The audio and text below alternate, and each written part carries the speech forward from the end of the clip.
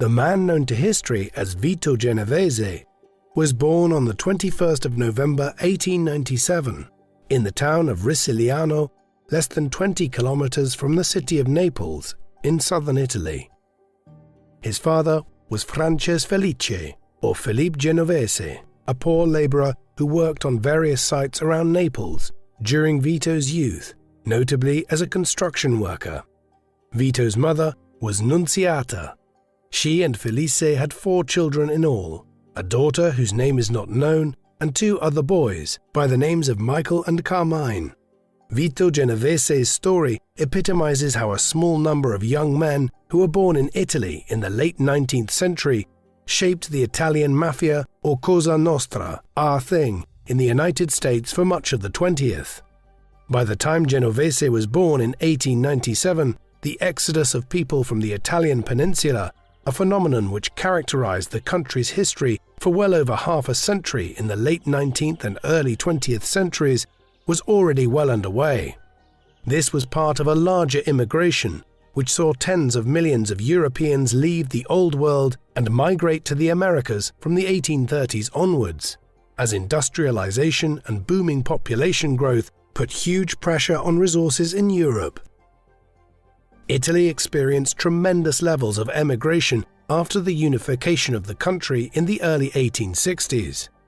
Between the start of official records in 1876 and 1900, nearly 5 million Italians left the peninsula, with another 8 million or more leaving between 1900 and 1914. Of these, at least 9 million never returned home, the majority of whom formed the bedrock of Argentinian society and the Italian-American community of the United States. Between 1880 and 1920, 4 million Italians made the United States their home, settling in large numbers in New York City, Chicago, Providence, Pittsburgh, and other cities. Opportunities for quick riches were hard to come by in a country which was profoundly xenophobic towards the Irish and Italians during these decades. This xenophobia was driven in part by the arrival of large numbers of immigrants, and more especially by fears of many immigrants' adherence to Roman Catholicism. Some immigrants turned to crime to further themselves, often drawing on a tradition in southern Italy and Sicily where mafia-like organizations had emerged in the late 18th and early 19th centuries. The Genovese family was soon amongst those who joined the exodus from Italy to the New World, but that did not occur until 1913, when Vito was 15 years of age. Very little is known about his early life and the family life of the Genoveses in southern Italy before they left for America. It is clear that Vito had long left school before his immigration, having received only a basic primary education up to the late 1900s, and then having left school when he was 10 or 11 to start earning money for the family. By 1913, the Genoveses, like so many other Italians, decided that their future lay elsewhere. The Genoveses did not leave Italy all at once. In a common pattern for Italian migrants, Vito headed across the Atlantic first in 1913 on board the SS Taorina. US federal immigration records indicate that his mother did not join him there until 1920. It is unclear when his father arrived, or if Michael and Carmine traveled with Vito in 1913. There are virtually no records of his sister, other than some brief mentions of her made by Vito over the years, and she possibly died during infancy or childhood. The family had a cousin in Queens in New York City, and it seems possible that Vito stayed initially with her upon his arrival in 1913. It wasn't long before Vito had his first scrape with the law in America. In April 1917, when he was 19 years old, he was arrested for illegal possession of a firearm in Manhattan. His lawyer advised him to plead guilty, which he did, and he was sentenced to 60 days in prison. But with the First World War raging in Europe and the US having just entered the conflict in response to German attacks on American ships in the Atlantic, Genovese was granted the option of joining the military instead. He agreed to do so and was sent to Long Island in 1918 for training. But he never saw service, the war ending in Europe before he was ever shipped off to the front lines. This experience, however, did little to deter Genovese. The details of his criminal activities in the late 1910s and early 1920s are very hazy, and given the criminal nature of them, they are necessarily secretive. It has been suggested that he was involved in running a prostitution ring on the Lower East Side during this period, but this remains unproven. What seems evident, though, is that Genovese was working his way into Italian-American organized crime networks in New York during these years. For in 1924, he clearly emerges as a prominent bootlegger benefiting from Prohibition. It is hard to understate exactly how important Prohibition was in the emergence of the Italian-American mafia in the interwar period and the rise of figures like Vito Genovese. There had been calls for decades for restrictions to be placed on alcohol consumption in the United States, and this was part of a wider process in Protestant countries like Canada, Norway and Finland, which all banned the sale and supply of alcohol in the early 20th century, owing to concerns about public drunkenness and domestic abuse driven by intoxication.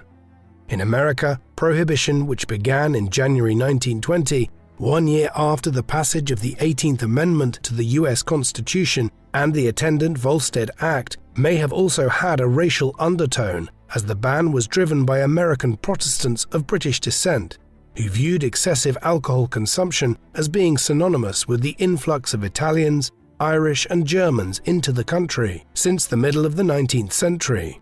These same legislators often continued to drink through the 1920s, but viewed Prohibition as a perfect opportunity to close down Italian restaurants and Irish and German bars.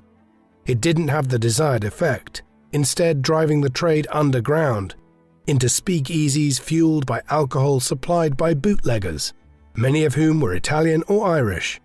The illicit trade created huge opportunities to make money for rising criminals like Vito Genovese in the 1920s, and in doing so, Prohibition transformed the Italian-American crime world from a disorganized collection of gangs into a well-run national syndicate. While there is no doubt that Genovese was already involved for some time amongst the Italian-American bootleggers who ran much of the illegal booze trade in the tri-state area in the 1920s, he bursts onto the official record literally with a bang in the early summer of 1924. In mid-May, he was involved in a very serious car crash near Prospect Park when driving back to New York City from Coney Island. One of his co-passengers in the car died, and Genovese was left with a dislocated shoulder and 3 broken ribs.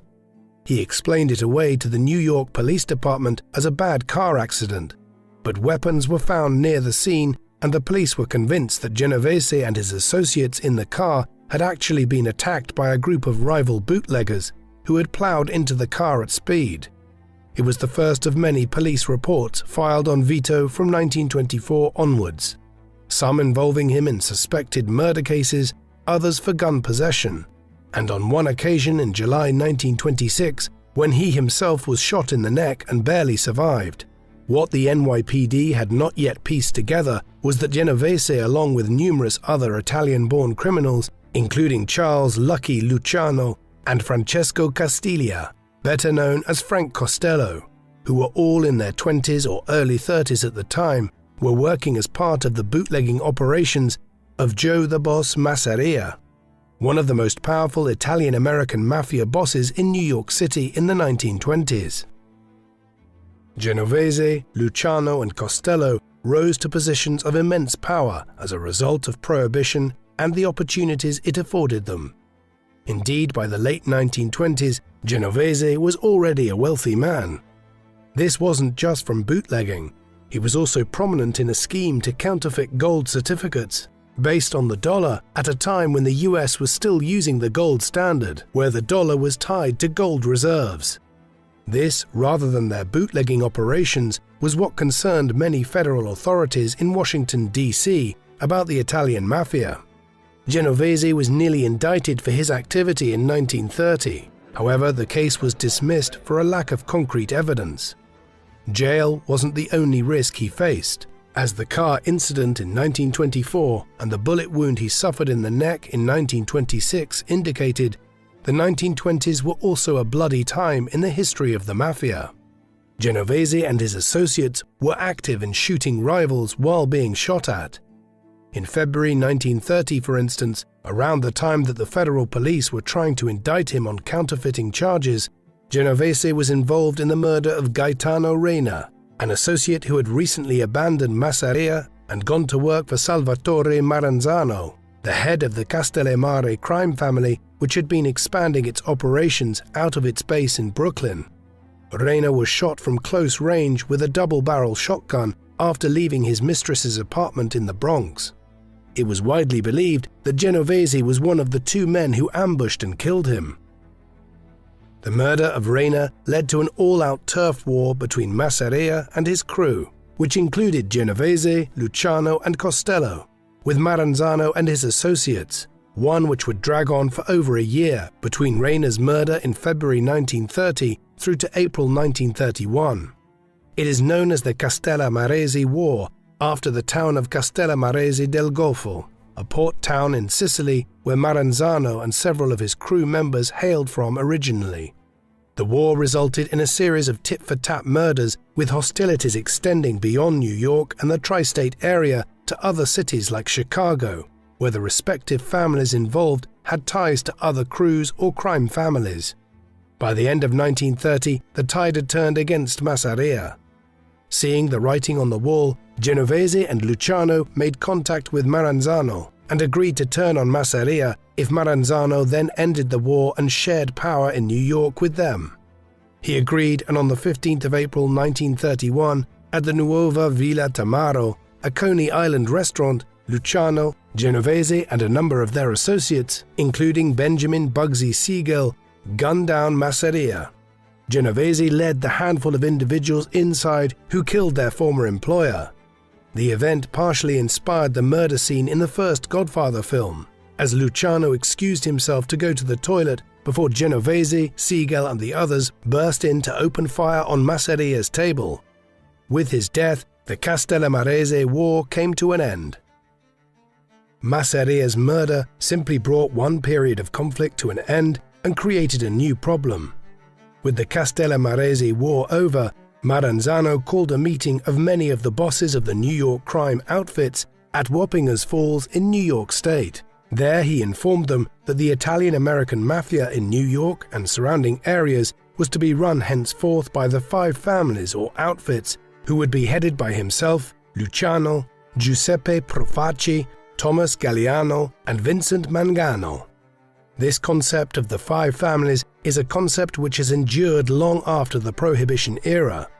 While the names of the 5 families have changed over time as new leaders have come and gone, the concept that there would be 5 Italian-American outfits running affairs and that parts of New York's crime world would be divided up between them has lived on for nearly a century. However, Maranzano's other dispensation was much less popular.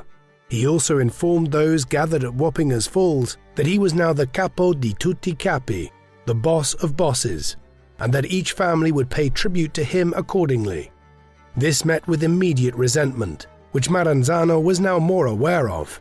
Consequently, when he ordered Luciano, Genovese and Costello to meet him at his office on Park Avenue in Manhattan in early September 1931, they became suspicious that he intended to have them killed. Instead, they struck first, securing aid from Meyer Lansky, the famous mob's accountant and a long-standing ally of Luciano's, to hire several hitmen who stabbed and shot Maranzano to death. With the end of the war, the heads of the different groups in New York and wider afield in cities like Chicago, Providence and Buffalo met together at a meeting convened by Luciano in Chicago, with the support of Genovese, Costello and others. There they reformed and expanded the system which Maranzano had tried to create months earlier. Luciano called it the Commission. Expanding on the idea of the 5 families, it was decided that a commission of 7 bosses, being the heads of the 5 families of New York, the head of the Buffalo branch of the Mafia, and the head of affairs in Chicago, would meet together as a kind of board who would manage the wider affairs of the Italian Mafia. Luciano was offered the position of boss of bosses. He refused it, arguing later that it simply would have created jealousies and made him a target like Maranzano had become. Instead, he would chair commission meetings as a gathering of equals. Genovese was not a member of the commission at this juncture, but after they had killed Masseria earlier that year and Luciano had declared that he was taking over the Masseria business, Luciano had declared Genovese to be the second in command of the Luciano crime family. Costello was an advisor or consigliere at this stage, yet as we will see, the rivalry between Genovese and Costello would come to define much of their later lives. The months after the end of the Castellammarese War and the establishment of the Commission were chaotic ones in Genovese's personal life. Vito had married his first wife, Donata, back in the early 1920s. They had a daughter named Nancy, who was born in 1923, but no further children. Then, on the 17th of September 1931, just a week after he and Luciano had organized the murder of Maranzano, Donata died from tuberculosis. After an elaborate funeral that had reportedly cost Vito $30,000, he quickly set his attentions on Anna Vernotico, a married woman in her mid-20s, whose husband Gerardo was a small-time thief and aspiring bootlegger operating out of Greenwich Village. It is a part of mob law that Genovese had Gerardo garroted to death and his corpse left on a Manhattan rooftop in mid-March 1932, before quickly marrying Anna. However, the evidence is not strong. For starters, Gerardo was found murdered alongside an associate who Genovese had no reason to kill, and Vernotico's death certificate lists him as divorced, suggesting that he and Anna had split legally before he was killed. As such, there was no reason for Genovese to kill him. This aside, Genovese didn't try to disavow the rumor that was spreading, and just a few weeks later he married Anna. It was a shotgun wedding. Anna gave birth to their son Philip at the end of June, and she had evidently been his mistress prior to Donata's death. It was a disparate family they would have in years to come, raising 3 children, one a daughter named Marie from Anna's marriage to Vernotico, the second Vito's daughter Nancy from his first marriage, and the third their own son Philip. To add to the many changes which had occurred in his personal life and within the crime world of New York in the early 1930s, a legal change was about to upend the lives of Genovese and his associates. After a decade in which Prohibition had done nothing but fuel criminality across the country in the 1920s, many politicians in Washington, D.C. wanted the ban on the sale and supply of alcohol to be brought to an end. There were also economic motives. Repealing the 18th Amendment would act as a boon to the American economy, in a way which was badly needed in the context of the Great Depression of the 1930s. Thus, Prohibition was repealed in December 1933. It had acted as the fuel which turned the Italian-American crime world into the organized mafia, which is well known to all. But now Genovese, Luciano, and their many associates would have to find new avenues of revenue. They did so by cornering the market in illegal narcotics in New York, which was being almost entirely smuggled from China at the time. Though soon the fabled French connection, whereby Italian and French mobsters ran narcotics factories in Marseille in southern France and the island of Corsica before shipping it to America, also began to play a role in the trade. The mobsters also began trying to control the gambling sector, with Genovese's associate Bugsy Siegel leading the mob's search for a site where gambling could thrive. What is seldom noted, though, is that the first place they attempted to do this in the 1930s, as Prohibition came to an end, was the Free State of Galveston on the coast of Texas, where gambling flourished in the first half of the 20th century. It was only after gambling in Galveston was cracked down on in the 1940s that the mob began focusing their attentions on developing Las Vegas, Nevada, as the haven for their gambling operations. Gambling was central to one of the more important incidents of Genovese's life, when in 1934 he and an associate by the name of Michele Miranda, who had also been born near Naples in the Old Country, came up with a 2-stage scheme to con a prosperous merchant with a gambling problem out of $160,000 through a rigged card game and a somewhat bizarre claim that they had a machine that could produce counterfeit money. The con worked, and the merchant decided to simply eat the loss, obviously too afraid to protest in the face of people who had killed many individuals over the years. However, another associate of Genovese's, Ferdinand the Shadow Boccia, insisted that Genovese owed him $35,000 out of the $160,000 in return for him bringing the details of the mark in the first place. Genovese was evidently not interested in paying, and in September 1934 he had Boccia shot dead in a Brooklyn coffee shop. They also tried to kill William Gallo, an accomplice of Boccia's, who sometimes carried out robberies with him. But the murder of Gallo was botched. He was shot. However, those sent to do it didn't follow Genovese and Miranda's macabre orders that they should douse him in petrol and set him on fire afterwards. As a result, Gallo lived to provide evidence to a New York magistrate on the whole affair, and an investigation into Genovese's role in murdering Boccia was initiated. It would hang like a shadow over him and dictated the course of much of his life over the next decade. The murder of Boccia and the attempted incineration of Gallo point towards Genovese's darker side, a man who would kill with little compunctions and often over relatively trivial matters. Over the course of his lifetime, he was involved in dozens, if not hundreds of murders, some of which were brought about for far less than the $35,000 Boccia was looking for in 1934. He actively cultivated this image of himself as a violent figure, hence his decision to not deny the alleged role in murdering his second wife's former husband. In person, though, he was something of an enigma. Many people recounted in later years that he was a quiet and relatively placid figure, certainly not the caricature of an impulsive psychopath in the vein of Al Capone, and yet he also had an explosive temper, which could cause him to act impulsively.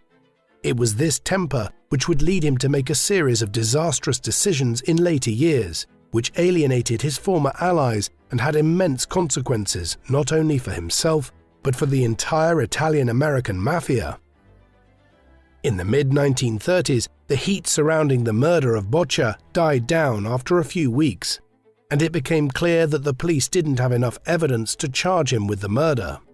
What they did have, after a time, was enough evidence to send Luciano away for decades. In February 1936, in one of the largest police operations of its kind, 200 different brothels were raided across Manhattan and Brooklyn. The common link in many of them was that Charles Lucky Luciano was the man who allegedly ran them. With a dozen managers and over 100 prostitutes arrested and questioned, it was inevitable that some would talk, and a few weeks later Luciano was arrested and charged with pandering or pimping. In a rather short trial, he was found guilty and sentenced to a term of 30 to 50 years in prison, though many insiders stated in later years that Luciano was not heavily involved in prostitution and had been set up. What this meant was that Genovese now became the acting boss of the Luciano crime family, as Lucky was shipped off to the notorious Sing Sing prison and then Dannemora in upstate New York. He would have little ability to communicate with his associates, and from the summer of 1936 onwards, Genovese was the boss of one of the 5 families in all but name. It was not an easy time to become the acting boss.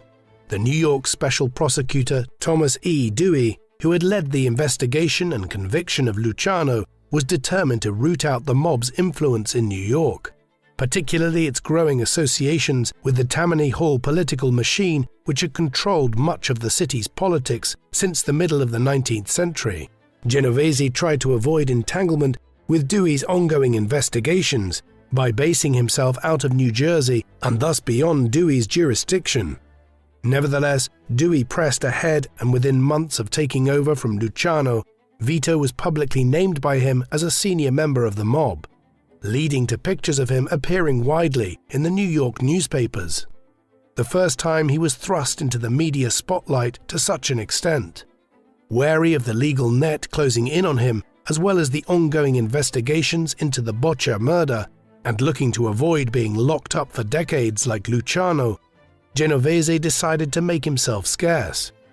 In February 1937, he seems to have had his New Jersey mansion burned to the ground to claim on the insurance, and then he, Anna, and their 3 children from various marriages left for Italy with $750,000 in cash and $2 million in investments. Police reports claimed that Genovese was on vacation. However, he would not return for over 8 years. Though Anna soon returned to the US with her 2 children and stepchild, and regular cash payments of $100,000 were sent over to Vito over the next several years. In Italy, Genovese was stepping into what was a hornet's nest. The country had been taken over by Benito Mussolini and the National Fascist Party in 1922, and 3 years later, the man known as Il Duce, the leader, had declared war on the Italian mafia and other crime syndicates in southern Italy and Sicily. The initial crackdown was intense, and by the late 1920s, many crime incidences had reduced by 60% or more, all of which should have made it difficult for Genovese back in his homeland. Much of this, though, was optics. The fascist government had never wanted to completely crush the mafia, simply to bring it under control and get a slice of the cake. Genovese knew this well, and by spreading some money around in the late 1930s from Nola near Naples, where he took up residence, he soon acquired the goodwill of the regime, investing $25,000 in building a heliotherapy center for the regime, amongst other favors. More notable was Genovese's possible aid in having Carlo Tresca, an Italian émigré journalist living in New York who regularly critiqued Mussolini's government in print, gunned down in Manhattan in the early 1940s. All of this ensured that Genovese had a close relationship with Mussolini and his ministers, and a blind eye was turned to him running a complex black market operation in southern Italy from which he profited extensively. Much of this black market operation was built up from the autumn of 1939 onwards. War had come to Europe by then, and although Italy would not be directly involved in the Second World War until the summer of 1940, goods became more difficult to acquire from the start of the conflict as the clash between Germany and Britain and France interrupted trade and supply routes across the continent. In these circumstances, black market trading flourished, and it boomed from the summer of 1940 onwards after Italy joined the war on Germany's side, an action which created huge difficulties in Mediterranean supply lines as a major campaign was initiated by Italy against Britain and the Free French to secure North Africa. When Italy and Germany's ally, the Empire of Japan, attacked the US in December 1941 and pulled them into the war, it greatly damaged Genovese's ability to communicate with his associates in New York. Seeing the writing on the wall, he and the mafia back in America now worked out an arrangement with the US government, whereby they would use their contacts across Sicily and southern Italy to facilitate the planned invasion of the country in the summer of 1943, to open up a southern front in Europe. As a man on the ground, Genovese was ideally situated to profit from this arrangement. Operation Husky, the joint invasion of Sicily by the US, Britain and the other Western Allies, commenced on the 9th of July 1943. In just over a month, Sicily was secured, and then the campaign moved into southern Italy, with Naples falling on the 1st of October. By that time, Mussolini had been overthrown, then rescued by the Germans, who launched a counterattack into Italy after setting him up as a puppet ruler in the north of the country. With Allied supply networks across the south developing in anticipation of a long fight to secure Rome, Genovese greased the right palms and was soon moving large amounts of army goods and supplies on the black markets around the south of the peninsula. He did this with most of the proper official documentation in place and was able to freely move literal convoys of trucks of canned foods, fruit and veg, sugar, flour, and a wide array of other goods sent to Italy for the army around the Allied occupied regions. At the same time, he was working as an interpreter and point of contact between the US Army and leading political and social figures in cities like Naples who would be needed to help reconstruct the region in the coming months. While all of this was occurring in Italy, matters had taken a negative turn for Genovese back in New York. Early in 1944, Ernest the Hawk Rupolo, one of the 5 gunmen who had been involved in the killing of Ferdinand Boccia back in 1934, had been arrested on a separate murder charge. Looking at a significant prison sentence, Ruppolo told the prosecutors he had evidence which could help convict Genovese for the 1934 murder of Boccia. His evidence was corroborated by another state witness, Jerry Esposito. Consequently, with two individuals willing to testify to Genovese having ordered the hit of Boccia a decade earlier, there were now murder charges waiting for Genovese if he ever returned to New York. What was worse, in Italy he was also under investigation by a dogged agent of the Army Criminal Investigation Division by the name of Orange C. Dickey, who had been determined to bring charges of black market smuggling against Vito. It took months for Dickey to manage to accomplish this, as many higher-ups were disinclined to broadcast the uneasy alliance which existed between the US government and the Italian mafia, while the war was still underway. But eventually, in August 1944, Genovese was arrested by American military police. It was not until the war ended that Genovese was finally extradited back to the US, arriving there in June 1945 after 8 years in Italy. He was charged with the Boccia murder thereafter. However, the charge didn't stick, as Jerry Esposito was found shot dead in New Jersey months later, and without a witness to corroborate Ruppolo's testimony, the case against Genovese collapsed. Not long after the case against him collapsed, Genovese, like so many others whom he had worked with since the 1920s, received word of a meeting which would take place in the Hotel Nacional in Havana, Cuba, over Christmas 1946. The meeting was organized by Mayor Lansky and Luciano, who had been released by the US government following the war in return for having provided aid to the government in managing the labor movement in America, and forming connections between the US military and the mafia in Italy in 1943. He had subsequently been deported to Italy after the war ended, and so Cuba was being used as a destination where the meeting could be held close to America while not entering it. The mafia also had extensive gambling interests and other concerns in Havana by that time. The meeting, which lasted for several days in Havana, was significant in the mob's expansion of their interests in Cuba, but it was notable for Genovese in other respects. During it, he put forward a scheme to Luciano.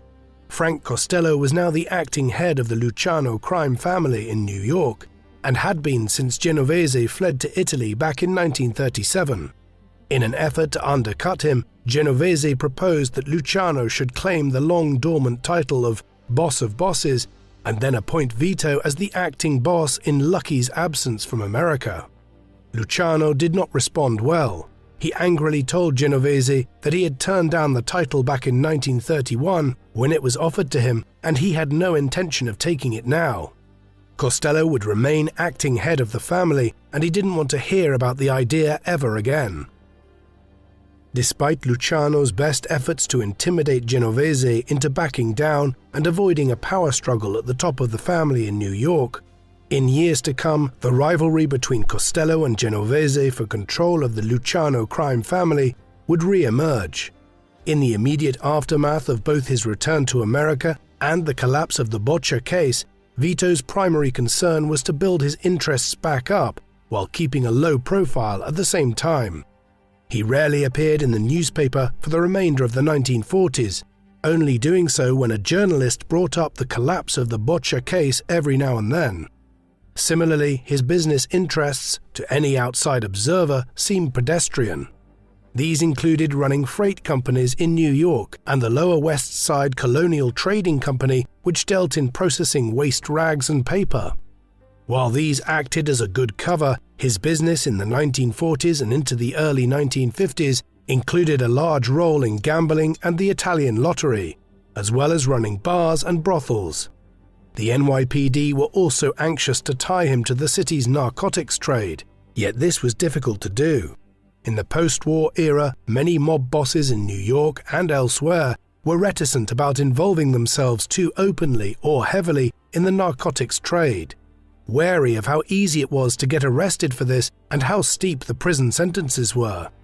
This wasn't to say that Genovese wasn't involved, but it wasn't his or Costello's bread and butter, the way that bootleg alcohol had been back in the 1920s.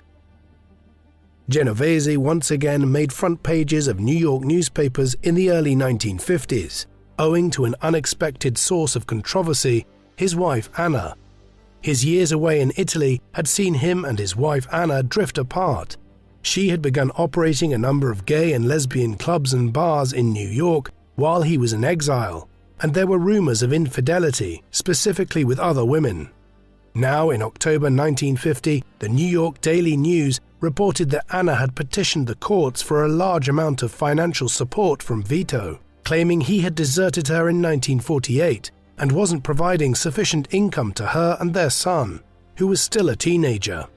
Worryingly, she was willing to disclose details of Vito's business interests to the court, noting that he had wide-ranging companies around New York and even a dog track down in Virginia, and often earned upwards of $30,000 a week. This was submitted as evidence to a judge behind closed doors in private, and in 1951 Anna agreed to try to live with Vito again. However, when this didn't work and the matter ended up before an open court in 1953, Genovese's associates were scandalized by Anna's revelations. Mob culture dictated that the wife of a boss kept matters in-house, yet Vito didn't try to silence her. Instead, he had Stephen France, an associate who he had charged with supervising Anna's affairs while he was absent in Italy, murdered by Joseph Falacchi in June 1953, seemingly as a means of offsetting wider unrest within the Luciano crime family resulting from the actions of his wife. The rivalry which had ebbed and flowed between Genovese and Costello for control of affairs since Genovese returned to the US from Italy in 1945 came to a head during the mid-1950s because of the same crime that brought Al Capone down a quarter of a century earlier in Chicago: tax evasion. Anna's alimony case had revealed details of how much money Genovese was making, and the Internal Revenue Service were also snooping around the finances of a good many other leading mafiosi in New York, Costello chief amongst them. Both Vito and Frank were neck-deep in problems of this sort for several years, eventually culminating in Costello being found guilty of tax evasion in May 1954. He was sentenced to 5 years in prison, yet by appealing, he delayed starting his sentence for 2 years, until the summer of 1956. Costello's incarceration opened up a debate as to who would serve as acting boss in the interim. Genovese felt that he was the natural successor. Others were less sure. In any event, it was all scuppered within months, as Costello's sentence was reduced on a fresh appeal, and in March 1957, he was set free after serving less than a year in jail. Genovese had come close to obtaining the position of power within the Luciano crime family, which he had long coveted, when Costello went to jail. Now, in the late 1950s, he did not intend to simply return to the old situation. Hence, a few weeks after Costello was released from prison, Vito ordered Vincent Gigante, a former boxer turned mobster who was a protege of Genovese's and would one day become one of the leading figures in the New York Mafia, to kill Costello. The attempted assassination, which is one of the most famous events in the history of the Italian-American Mafia, took place on the 2nd of May 1957, as Gigante jumped from a car as Costello was entering his apartment building in Manhattan, shooting him in what he believed was a fatal wound to the head. The bullet, however, only grazed Costello's head. Gigante was later identified as a suspect by police, based on testimony by the doorman of the building. He was acquitted when Costello refused to give any meaningful testimony. Yet the incident was enough to convince Costello that Genovese didn't intend to stop until he had become the head of the Luciano crime family. Accordingly, shortly after the assassination attempt, he announced his intention to retire. Genovese succeeded him as acting head, and with Luciano permanently in exile in Italy, Vito had finally achieved his goal of becoming the head of one of the 5 families. Curiously, Gigante and Costello subsequently became firm friends, and the would-be assassin visited the home of the man he had very nearly killed several times in years to come. In the months that followed, Genovese moved to consolidate his position. While Lucky Luciano had turned down the title of Boss of Bosses back in 1931, the Luciano crime family had nevertheless emerged as the most powerful of the 5 families at the time. As his meeting with Luciano in Havana back in 1946 indicates, Genovese had always aspired to become acting head of the family and then effectively a new boss of bosses. Others were wary of his ambitions in this respect, particularly Albert Anastasia, another figure who had risen up as part of Joe the Boss Massaria's outfit back in the 1920s, alongside Genovese, Costello and Luciano. By 1957, Anastasia was the boss of the Gambino crime family.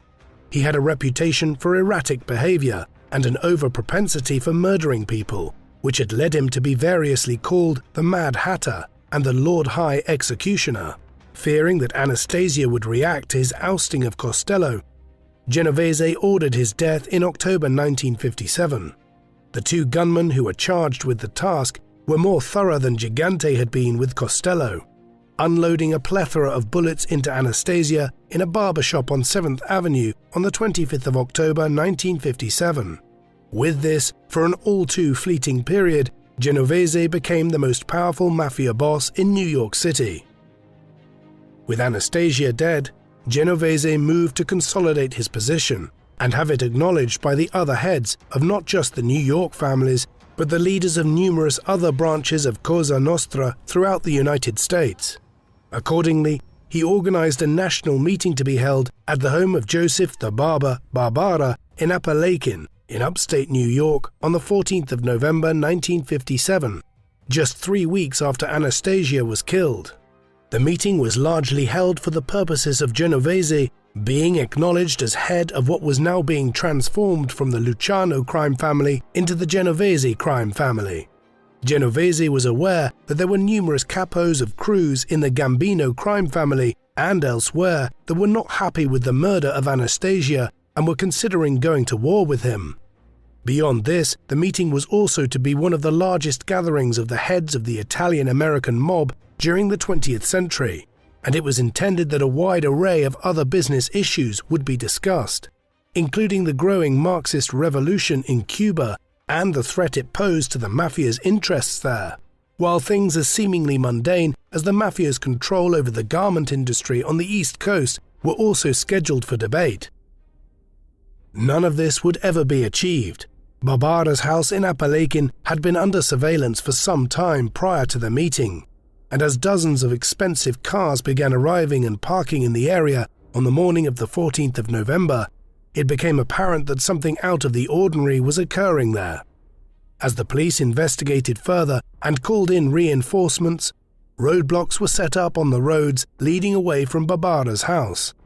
When someone arriving to the house just after the meeting had started revealed this, the gathering quickly broke up without having resolved much of anything. In the hour or so that followed, over 60 of those who were attending the meeting were arrested as they tried to get away, Genovese and several other heads of the commission included. Prosecutions followed in which everyone claimed that they had simply heard Barbara was ill and had been visiting to wish him well. The state authorities weren't convinced and decided that they would charge dozens of those involved with orchestrating a criminal conspiracy. This is a notoriously difficult crime to prosecute, and although dozens of those who had been arrested were convicted, fined and given sentences of a few years each, every single one of the convictions was overturned on appeal. Ultimately, while there was no doubt that the Appalachin meeting was a major gathering of the heads of the Italian-American mafia, there was nothing explicitly illegal in what they were doing by assembling together in the house of a friend. Genovese didn't have long to enjoy, having finally achieved his rise to become one of the heads of the 5 families. In the early summer, he was summoned to appear on the 2nd of July before a U.S. Senate hearing to testify on matters relating to illegal conduct and management practices within the labor movement and Teamsters unions in America. These have become known as the McClellan hearings, as they were chaired by Senator John L. McClellan, a Democratic senator from Arkansas, although they are more usually noted in association with Robert F. Kennedy, brother of the soon-to-be president, who acted as the chief counsel for the Senate during the hearings and carried out much of the examination of those called before it. Genovese was summoned owing to his verifiable role in the garment industry, which in turn was heavily unionized. McClellan described Genovese as the most important witness to be summoned before the hearings. However, when he showed up, Genovese stoically sat there and invoked the Fifth Amendment privilege against self-incrimination to over 150 questions, including when he was asked to provide his date of birth. It was a masterclass in refusing to cooperate with law enforcement on any level. More worrying matters were still waiting for Genovese within days of his appearance at the McClellan hearings. On the 7th of July 1958, just 8 months after the Appalachin meeting and 3 days after his appearance before the Senate, he was arrested for drug trafficking. The case stemmed from an alleged drug deal involving a Puerto Rican drug dealer by the name of Nelson Cantelops, who had agreed to become a state witness in New York. After a 13-week trial, in the first months of 1959, Genovese was found guilty and sentenced to 15 years in prison. He would appeal, but eventually on the 11th of February 1960, he had to give himself up to be incarcerated. It was the last time he would be a free man, as he was bussed off to Atlanta Federal Penitentiary in Georgia, where he would spend the next several years. Strangely, when he arrived there, a series of tests revealed that Genovese had an IQ of just 84. A subsequent test revealed it to be 95, yet still fairly low for an alleged criminal mastermind. More broadly, his arrest and sentencing in the late 1950s was a peculiar event. Genovese always believed that he had been framed, and many commentators since have agreed that it would have been entirely out of the ordinary for the head of a crime family or any senior mafia capo to be involved directly in negotiating a drug deal of the kind for which he was convicted. Some have speculated that Luciano, who had become opposed to the man he had come up with in the 1920s, had pulled strings from Italy to set Genovese up, unhappy at the idea that he was turning the Luciano crime family into the Genovese crime family. Genovese spent the last 9 years of his life in prison. He attempted to continue running affairs from jail, where he was incarcerated with Vincent Gigante, the protege who he had ordered to kill Costello a few years earlier and who had been implicated with Genovese in the drug charge in 1958.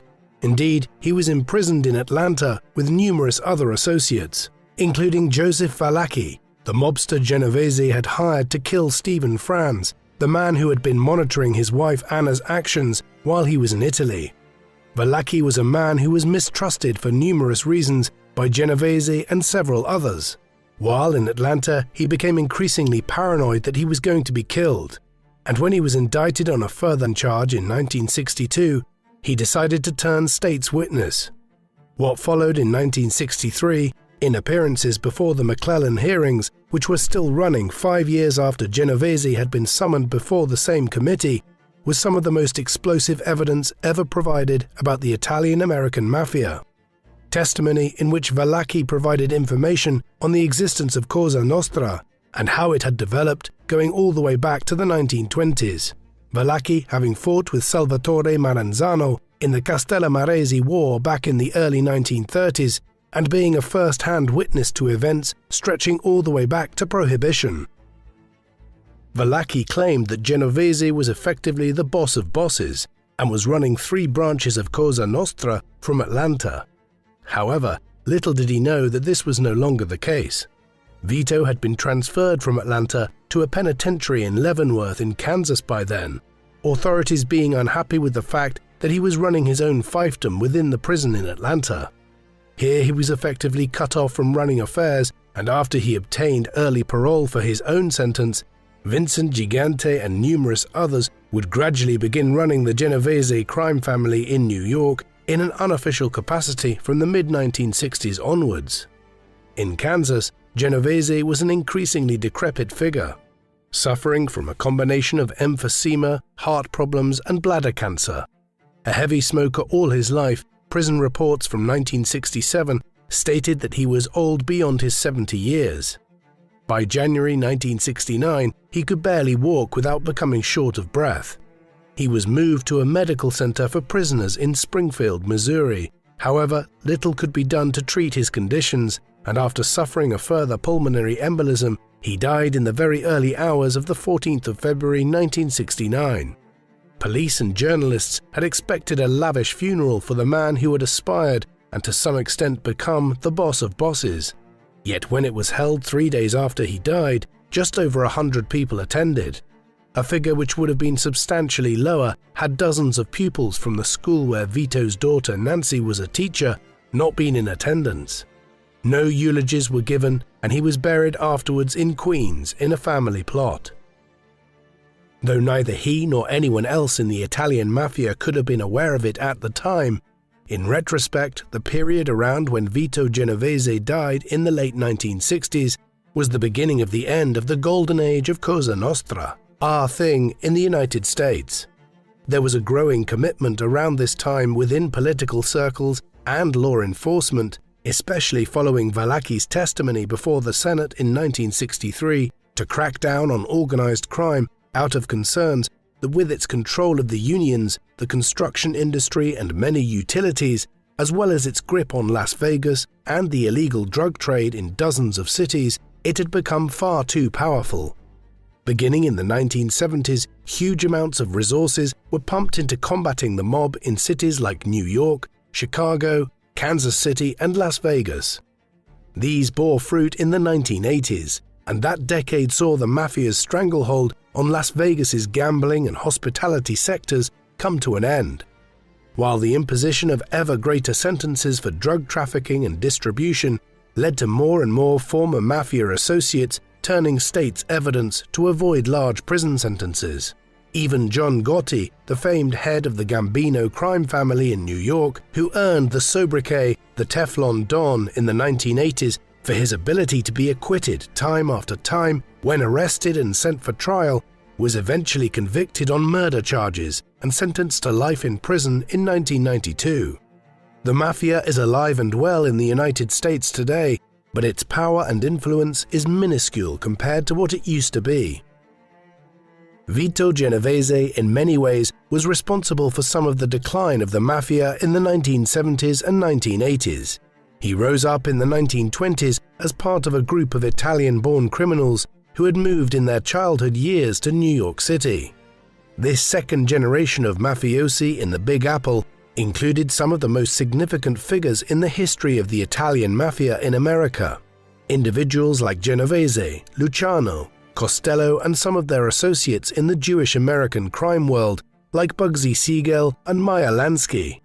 Forged by Prohibition, they led the mafia from a period in which it was a complex but disorganized crime syndicate to become the Commission of the 1930s, which ultimately led to the mob becoming a nationwide organization which controlled much of the American underworld. Genovese, though, over time became a dangerous figure. Unlike Luciano and Costello, who were more cool-headed and understood that a decentralized system in which as little attention as possible was courted was best for all parties. After he returned to America following the Second World War, Genovese was increasingly willing to undermine the mafia's wider operations in pursuit of his ambition to become the boss of bosses, much like Salvatore Maranzano had briefly been back in 1931.